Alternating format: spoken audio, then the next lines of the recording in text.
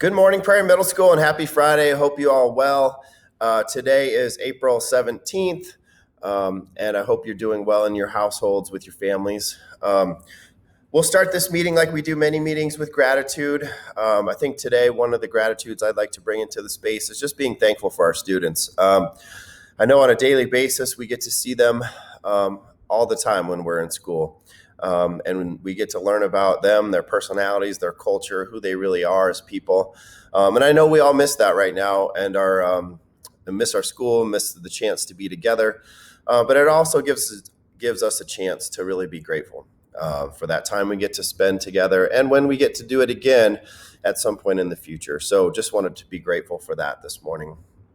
Like many Friday videos, going to jump into some updates for you to make sure everybody has the same information and is informed. So the first one, for our student engagement tracking for next week, when assignments are due on Monday at 2 o'clock, we are going to use a Schoology attendance feature.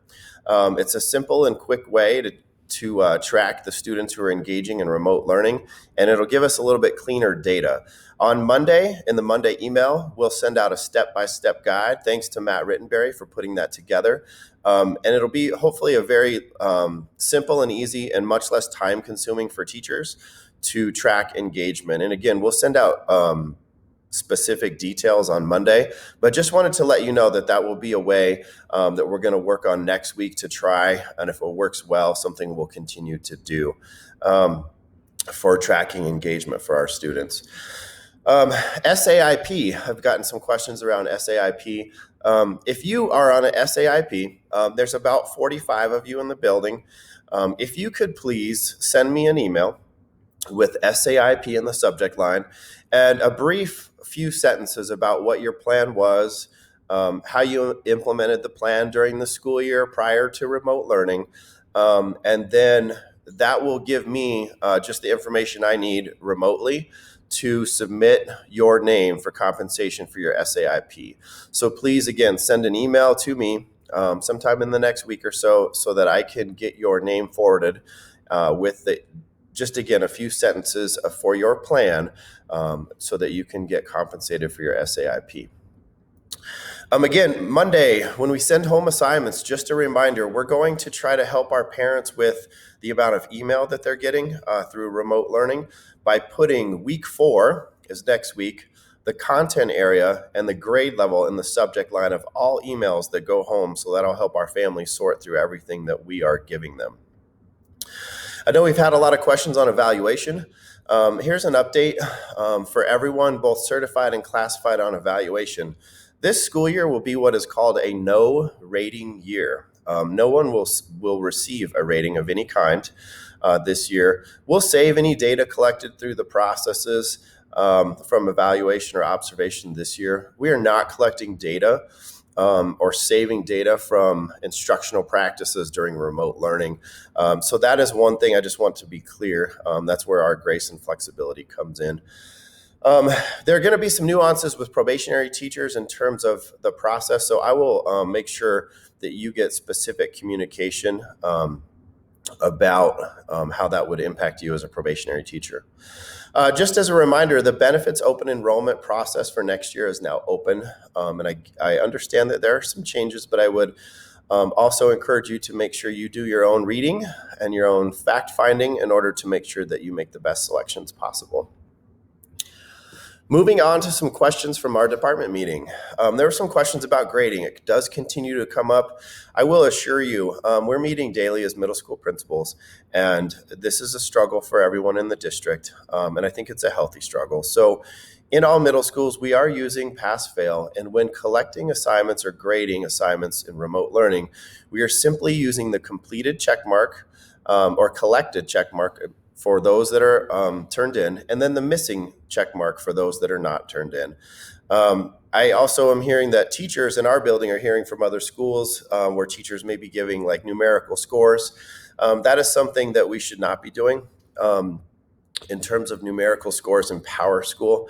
And at the end of the term, once we're finished, we will use the SU, satisfactory, unsatisfactory grades, where S means pass and U means fail. And again, in our our world today, it's really a pass type of grading system.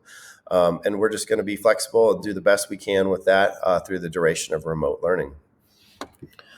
One thing I'd like to highlight, in any situation that's unique, such as this one, we can always look for the things that are going well. So despite being stuck at home, in our Resilient Futures check-in yesterday, it was great to hear one point, and one of many points that were brought up, but that remote learning might really work well for a specific type of student that we have at school. And when we talk about a subsection of our community that thrives in a untimed, one-on-one with a device type of environment and a go at your own pace type of learning, I think it'll help us. And it'll be one way that we can use this experience to get better, and how that might work really well for a certain type of student. Assignments. We will continue to do 2 assignments per week through the duration of remote learning. And just remember, please to have all those posted by Monday at 2 o'clock. Some of the questions that have come up in the last week from department meetings were posting assignments at various times throughout the week. And we really want everyone to know what's on their to-do list by Mondays at 2 o'clock. Just a reminder, as we use email with parents, please remember to put parent emails in the blind copy section of your emails so that parents' emails are not given to other parents and throughout our community. A couple questions came up about technology. Is the district holding to the 1 computer per family rule unless you have 5 or more students? The short answer is a yes. I would say it's a yes, but if you want to submit a name because you know of a struggling student at Prairie Middle School, and the struggle is due to the number of siblings, we can work to get them a device. Continue to send names to Sean Dardis and Brad Kuyath, and they will make sure that those names get entered into our district communication processes for continued device distribution. So yes, that is the guideline, but we are at a point now where we can create our own flexibility if we need to. A couple questions came in about student transitions. We will have internal transition Google documents where we place information about students who are on your radar to continue to keep them on the radar for next year. So that was one of the questions. I want to say thank you to Sarah Vondel. She sent you an email this week with a mandatory reporting form. It's the same form with a new format. It's a PDF that has fillable fields so that you can type into the document, and then you can email it instead of mail it, but it is much easier to use in terms of being able to type into it. That document is also on our staff resources page. A couple questions about end of the year. The end of the year is a big question right now in terms of the normal logistical processes that we have. I would say personally, I've spent the better part of a full day this week working with other principals to try to plan out some logistics. There's a lot that we have to consider, especially if our social distancing rules do not change before the end of the year. So here's a few pieces of information for the end of the year. There's considerations from student belongings in lockers, classrooms, textbooks, yearbooks, other typical end of the year processes. We're not sure what this will look like yet, but we will make sure we're communicating soon. One nuance from the coronavirus is that our yearbook plant is based in Kansas City and was closed. And so it's possible that our books are not even printed before the end of the school year. Hopefully for our students, they will be, and that hasn't been decided yet.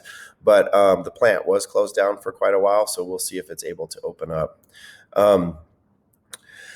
Another thing about end of the year, we're exploring a technological creative solution with our photographer who takes our school pictures to look at an 8th grade class photo. Our 8th grade class photo is usually taken in the spring, and our students can choose to purchase that if they want to. But given that our 8th graders are not going to get the same end of the year that we typically like to have for our kids, we're looking at a creative solution where they would get some sort of 8th grade class photo based on their Power School photos. And we're working with our photographer to do that. And we're going to provide that for our kids free of charge. And we'll let you know more once we know what that looks like. Got some questions again about next year, about classrooms. We do have our frame, I would say, built for next year, but we do not have all of the details put into that frame quite yet. So again, thank you for your patience on waiting for all those details for next year. I know some of you came in the building on Tuesday, and this generated some questions. Summer work, the typical summer work did begin at Prairie, which means in some hallways, all of the furniture is in the hallway, blocking the lockers that we'll need to get to get students their stuff. So that's we're kind of in a transition state when it comes to facility and logistics.